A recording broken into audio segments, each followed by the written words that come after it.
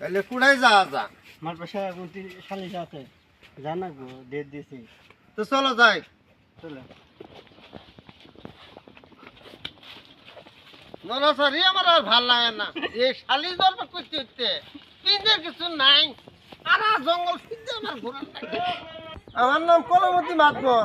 আমি তো সালিশ না করে ভাই কোন শালা সালিশ করে হব না। আমার নাম কলিমতি মাতবর। এই চেটে না ভালো চেটে দে। আল্লাহ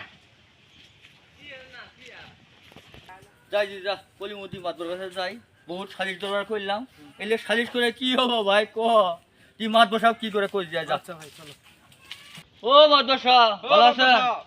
আসসালামু আলাইকুম। সালাম। আসসালামু আলাইকুম। আপনি কাছে আমি আইলাম কি জন্যে?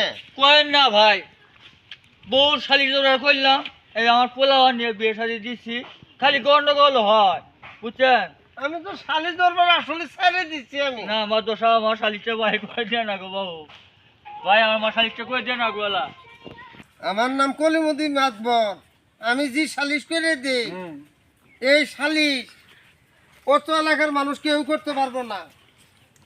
যে বর্গারে আমার শালিশটা করে দেয় না মাতবর সাহেব। কিন্তু একটা সত্য আছে। আমার 50,000 টাকা দেওয়া লাগবো। কেউ তো না জানে।